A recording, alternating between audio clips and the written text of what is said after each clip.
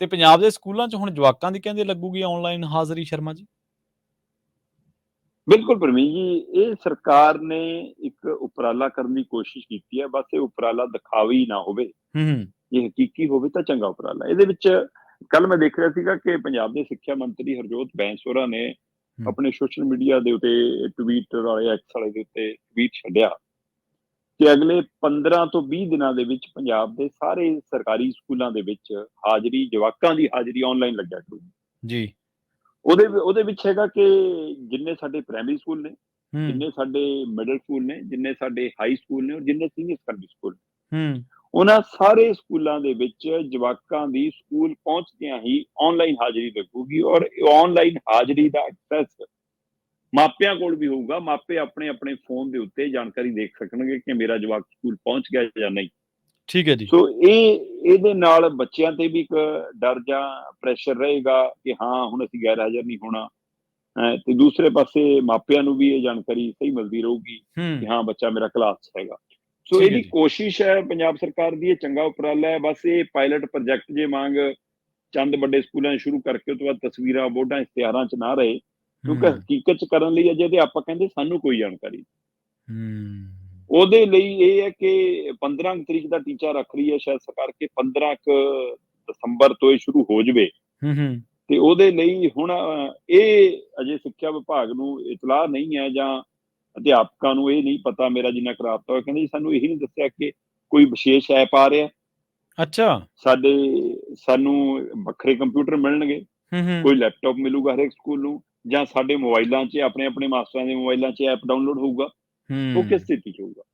ਇੱਕ ਤਾਂ ਇਹ ਪਹਿਲੂ। ਦੂਸਰਾ ਪਹਿਲੂ ਇਹਦੇ ਵਿੱਚ ਜਿਹੜਾ ਹੈਗਾ ਉਹ ਇਹ ਵੀ ਹੈਗਾ ਕਿ ਜਿਵੇਂ ਕਾਲਜਾਂ ਦੇ ਵਿੱਚ ਪ੍ਰਵੀਨ ਜੀ ਹਰ ਕਲਾਸ 'ਚ ਜਿਹੜਾ ਵੀ ਅਧਿਆਪਕ ਆਉਂਦਾ ਉਹ ਹਾਜ਼ਰੀ ਲਾਉਂਦਾ ਜਵਾਕਾਂ ਦੀ, ਠੀਕ ਹੈ ਜੀ। ਕਿਉਂਕਿ ਉੱਥੇ ਤਾਂ ਹੁੰਦਾ ਕਿ ਪਤਾ ਨਹੀਂ ਨਿਆਣਾ ਕਦੋਂ ਕਾਲਜ ਤੋਂ ਬਾਹਰ ਨਿਕਲ ਗਿਆ, ਕਦੋਂ ਅੰਦਰ ਆ ਗਿਆ, ਕਦੋਂ ਕੰਟੀਨ 'ਚ, ਕਦੋਂ ਕਲਾਸ 'ਚ ਹੈ। ਪਰ ਸਕੂਲਾਂ ਹੂੰ। 'ਚ ਥੋੜਾ ਡਿਸਿਪਲਿਨ ਹੁੰਦਾ ਕਿ ਇੱਕ ਵਾਰ ਸਕੂਲ ਦੇ ਗੇਟ 'ਚੋਂ ਆ ਗਏ, ਹੂੰ, ਹੂੰ, ਹੂੰ। ਫਿਰ ਅੱਗੇ ਤਾਂ ਅੱਧੀ ਛੁੱਟੀ ਵੇਲੇ ਜਾ ਵੀ ਆਉਂਦੇ, ਹੁਣ ਤਾਂ ਅੱਧੀ ਛੁੱਟੀ ਵੀ ਬਾਹਰ ਨਹੀਂ ਜਾਣ ਦਿੰਦੇ ਨਾ। ਸੋ ਇਸ ਲਈ ਹੁਣ ਤਾਂ ਇਹ ਹੈ ਕਿ ਪੂਰੀ ਛੁੱਟੀ ਤੋਂ ਬਾਅਦ ਤੁਸੀਂ ਬਾਹਰ ਆਉਣਾ। ਸੋ ਇਸ ਲਈ ਸਕੂਲਾਂ 'ਚ ਜੀ। ਅਜਿਹਾ ਪ੍ਰਬੰਧ ਕਰਨ ਕਿ ਇਹ ਹੈ ਕਿ ਕੀ ਹਾਜ਼ਰੀ ਇੱਕ ਵਾਰੀ ਲੱਗੂਗੀ ਸਵੇਰੇ ਹੀ, ਜਾਂ ਅੱਧੀ ਛੁੱਟੀ ਤੋਂ ਬਾਅਦ ਦੁਬਾਰਾ ਵੀ ਹਾਜ਼ਰੀ ਲੱਗੂ, ਕਿਉਂਕਿ ਤਾਂ ਵੀ ਅੱਧੀ ਛੁੱਟੀ ਤੋਂ ਬਾਅਦ ਸਕੂਲਾਂ 'ਚੋਂ ਕਈ ਜਵਾਕ ਭੱਜਣ 'ਚ ਕਾਮਯਾਬ ਹੋ ਜਾਂਦੇ ਆ। ਹੂੰ।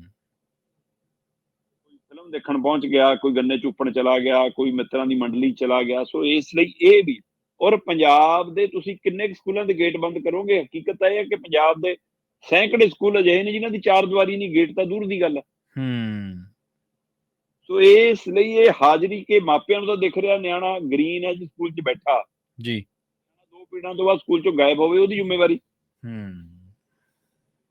ਇਹਦੇ ਉੱਤੇ ਅਜੇ ਨਜ਼ਰਸਾਨੀ ਹੋਣੀ ਹੈ। ਜੀ। ਤੀਸਰਾ ਇਹਦੇ ਵਿੱਚ ਜਿਹੜਾ ਪਹਿਲੂ ਆ ਰਿਹਾ ਉਹ ਇਹ ਆ ਰਿਹਾ ਕਿ ਪੰਜਾਬ ਦੇ ਪਿੰਡਾਂ ਦੇ ਵਿੱਚ ਕਿੰਨੇ ਮਾਪੇ ਉਹ ਨੇ ਜਿਹੜੇ ਸਮਾਰਟਫੋਨ ਨਹੀਂ ਵਰਤਦੇ, ਹੂੰ, ਹੂੰ।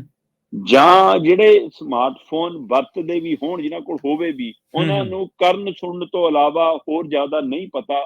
ਸੋ ਉਹਨਾਂ ਨੂੰ ਕੌਣ ਸਮਝਾਏਗਾ? ਇਹਦੀ ਕੋਈ ਟ੍ਰੇਨਿੰਗ ਮਾਪਿਆਂ ਦੀ ਮਿਲਣੀ, ਕੋਈ ਸਕੂਲ 'ਚ ਬੁਲਾ ਕੇ ਉਹਨਾਂ ਦੇ ਫੋਨਾਂ 'ਚੋਂ ਐਕਸੈਸ ਕਰਾ ਕੇ ਸਾਰਾ ਕੁਝ ਜਾਣਕਾਰੀ ਦਿੱਤੀ ਜਾਏਗੀ, ਕਿਵੇਂ ਉਹ ਹੂੰ। ਚੈੱਕ ਕਰ ਸਕਣਗੇ?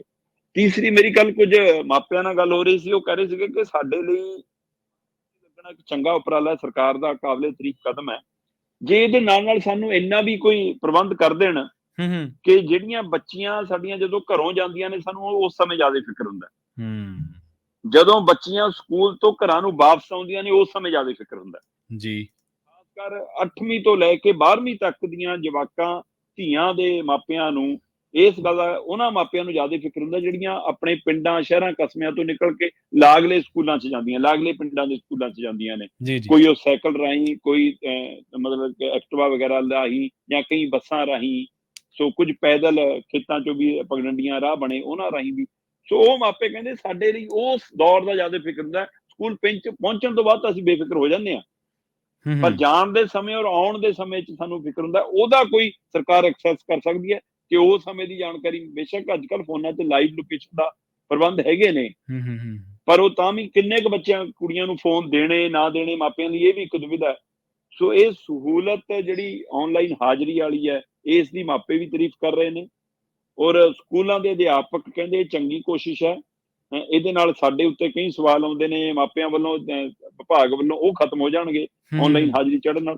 ਪਰ ਇਹਦੇ ਨਾਲ ਕੰਮ ਦਾ ਬੋਝ ਕਿਵੇਂ ਵੰਡ ਹੋਣਾ, ਵਧਣਾ ਕਿਵੇਂ ਹੋਣਾ, ਨੈਟ ਚੱਲਿਆ ਨਾ ਚੱਲਿਆ, ਇਕੱਲੇ ਇਕੱਲੇ ਨੇ ਹਾਜ਼ਰੀ ਲਾਉਣੀ, ਆਪਣੇ ਮੋਬਾਈਲਾਂ 'ਚ ਲਾਉਣੀ ਨਹੀਂ ਲਾਉਣੀ, ਕਿ ਇਹਦਾ ਕਿਵੇਂ ਹੋਣਾ, ਅਜੇ ਸਰਕਾਰ ਨੇ ਦਾ ਤਾਲਮੇਲ ਬਣਾਉਣਾ। ਪਰ ਸਰਕਾਰ ਦੀ ਕੋਸ਼ਿਸ਼ ਜੇਕਰ ਕਾਮਯਾਬ ਹੁੰਦੀ ਆ ਤਾਂ ਇਹ ਇੱਕ ਨਵੀਂ ਪਹਿਲ ਕਦਮੀ ਹੋਊਗੀ ਔਰ ਚੰਗੀ ਪਹਿਲ ਕਦਮੀ ਹੋਊਗੀ ਪ੍ਰਵੀਨ ਜੀ।